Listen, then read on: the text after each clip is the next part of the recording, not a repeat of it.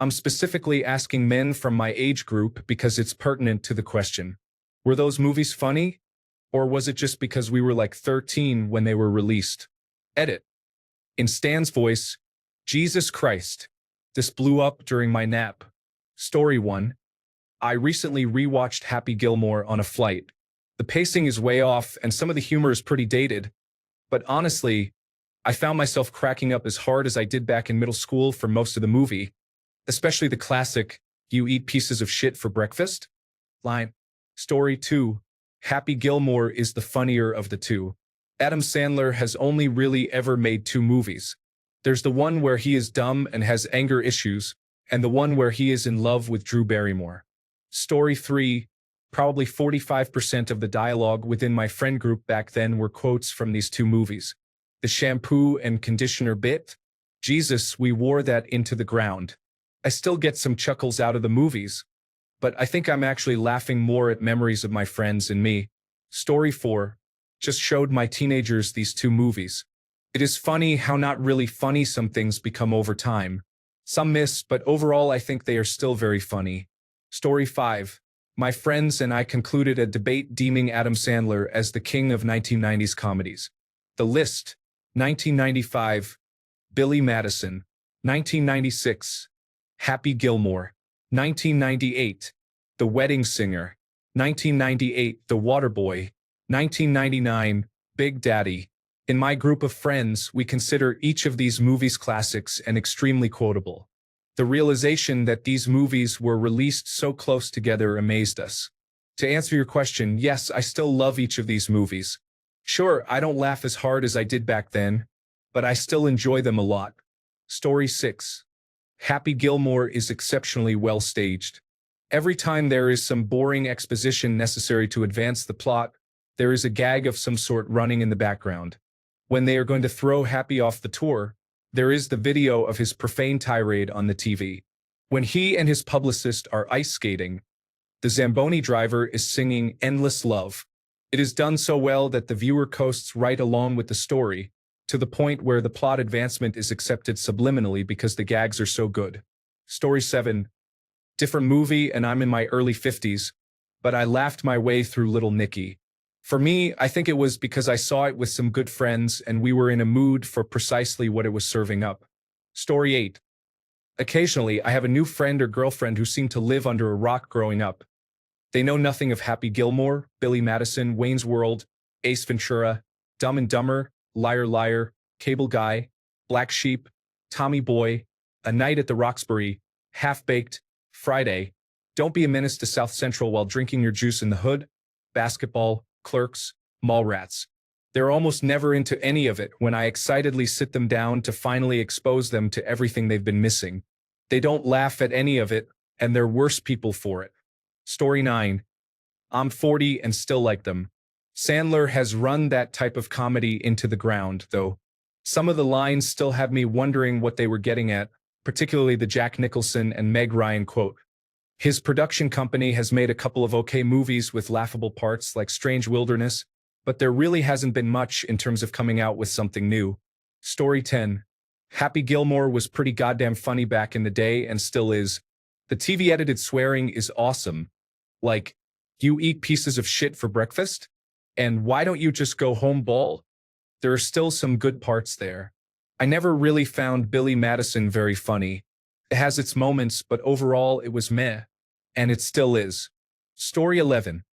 I am a 33-year-old female. I hope I am allowed to put my 2 cents in. They are still hilarious. I have not watched Happy Gilmore recently, but I did recently watch Billy Madison, and it was as funny as the first time I saw it. Story 12. They were funny when I was young. I don't really find they hold up at all as an adult. Sandler's whole shtick is just pretty immature.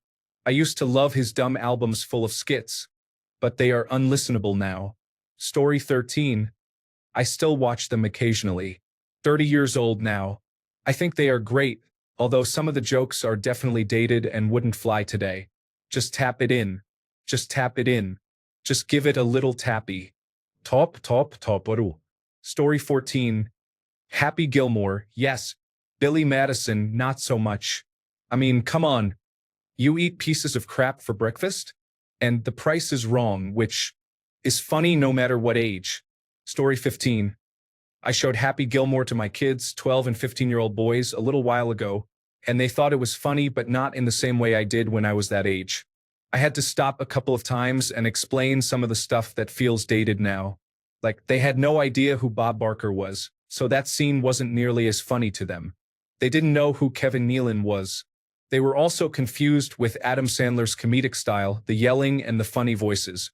Basically, I had to tell them that in the 1990s Adam Sandler was on Saturday Night Live, and he was a big breakout star. He had a cultural moment where he was super popular for doing this kind of thing, even if it seems weird now if you didn't live through it. As a side note, his Netflix special was surprisingly good. Phone Wallet Keys and the Chris Farley song are fantastic.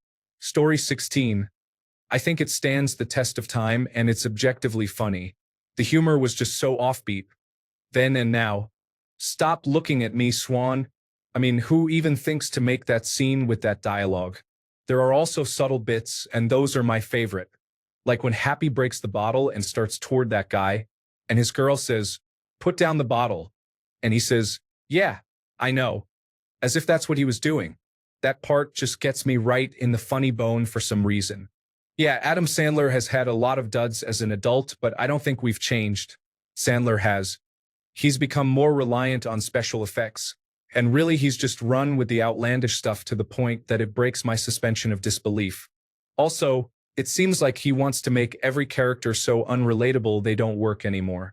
The thing we loved about Happy Gilmore and Billy Madison and a lot of the early Sandler movies was that we could relate to that guy. Even in The Waterboy, we all knew that guy.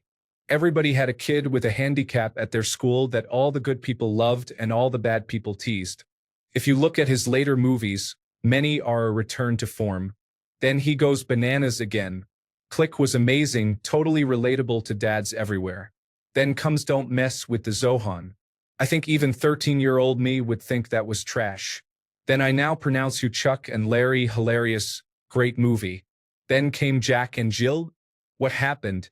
Then That's My Boy. Loved Andy Samberg in it, hated Sandler. Some of his latest stuff that I really loved was The Cobbler. The Do-Over seemed like classic Sandman more than most.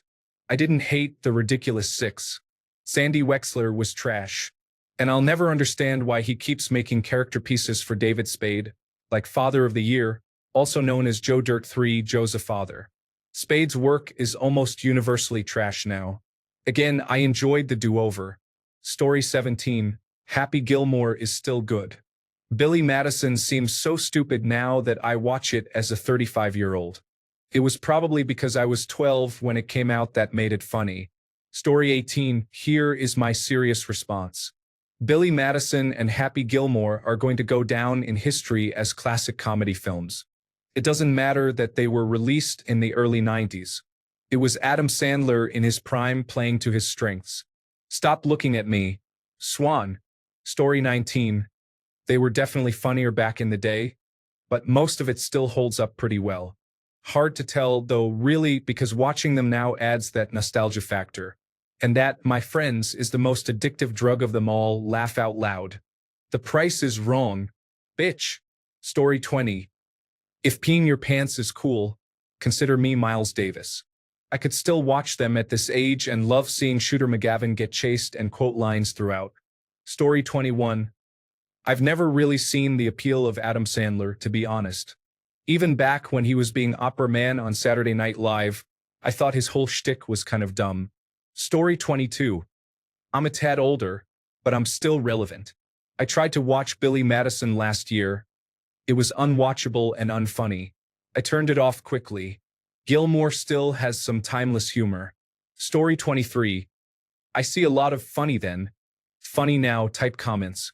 While I agree, I think the key part is the funny then aspect. If you didn't like it way back when or watched it for the first time now, I don't think it would be nearly as enjoyable. Story 24. Little bit of column A, little bit of column B. Those were pretty popular as funny movies back in the day, outside of our age group too, if I remember correctly, but watching them today, they really aren't funny aside from nostalgia. Story 25. 32. Not quite middle-aged, but old enough to have seen them. Happy Gilmore has funny moments. The only hilarious Adam Sandler film is Little Nicky, and that's because he's not being overly obnoxious to try and compensate for not being funny. Story 26. Billy Madison. I rewatched and found it cringeworthy and painful for the most part. I felt slightly ashamed of how much I used to love the movie. Happy Gilmore, on the other hand, still nails it in my humble opinion and is a goofy comedy classic of our time. Story 27. Watched the heck out of those two movies when I was a kid. Watched them about 5 years ago. No longer funny to me. Same with any comedy like Pineapple Express and This Is the End. However, I did chuckle a few times at Adam Sandler's latest special, so maybe I don't need to give up just yet. Story 28. Are you questioning movie greatness? Do you question the beauty of a garden on a sunny day? Do you question the pleasure that comes from hearing a great symphony? These two movies aren't just hilarious at 13, they are hilarious at all ages except to people who are wrong. Story 29. I am 36, and when it was released, that was hilarious. Today, I would watch it and still laugh. My stepfather would watch them with us, and he would laugh at the events happening. I miss him, and I still watch these movies and hear his laugh in my head. Story 30. I recently went back and watched some of the Dane Cook skits that my middle school friends and I were obsessed with back in the mid-early 2000s. I watched about 4 different skits and did not even crack a smile. I remember Dane Cook used to have my 12-year-old self on the floor holding my stomach from laughing so hard. Story 31. The dead clown reappearing in the song in Billy Madison made me crack up like it did the first time when I rewatched it just a few weeks ago, so yeah, they were both just funny films. Story 32. They were actually hilarious. Adam Sandler is one of our most important Jewish people. Personally, I think he's more important than Jon Stewart, but that might just be because he wished me a happy birthday on Facebook once after I wished him a happy Passover. Either he has the right public relations people or Adam is just that damn awesome. Story 33. My email address is You're Gonna Die Clown. I have a more acceptable address, but I use this one sometimes for the funny replies. Also, it bugs me every time that it is your and not your. It's just the young me being unable to tell the difference, I guess. Anyways, love the films to this day. What day is it? October? Stop looking at me. Swan. And you eat pieces of shit for breakfast? These are all hilarious to me. Story 34. Every year during Masters Week, I say over and over, gold jacket, green jacket, who cares? Apparently nobody, because no one seems to get the reference. Story 35. Billy Madison does not stand the test of time. Happy Gilmore is a little better in that regard. None come close to the true comedy of our generation. Dumb and Dumber. Story 36. One thing to consider is that not only do our personal tastes in comedy evolve, but so does comedy itself. Things that were hilarious 30 years ago aren't going to be as funny today because the cultural references needed to understand the jokes are outdated, and the type of comedy, if it was successful at the time, has been done and done again to the point that the punch in the punchlines no longer exists. That being said, I still always chuckle at The Price is Wrong, bitch. Story 37. They were funny. I still laugh at them and Tommy Boy. I'll say why. Comedy back then was based heavily on someone playing a character in a movie and not themselves. This is why so many Saturday Night Live comedians got movie deals in the first place. A lot of them are not stand-up comedians but have mastered the art of improv. I feel like a lot of the guys who start as stand-up but end up on Saturday Night Live are actors who know how to play a comedian. These two movies stand up because they were the baby steps we got into absurdist humor. Absurdist humor is why The Simpsons under Conan as head writer was so popular. Some of the situations and jokes were so absurd, but relatable you just had to laugh. This is the perfect example of Billy Madison and Happy Gilmore. For example, Carl Weathers plays a golf mentor whose hand was eaten by an alligator who lived in a water trap. Billy Madison is a man-child who is allowed to go back to elementary school. The only guy who does this anymore in modern comedy is Will Ferrell.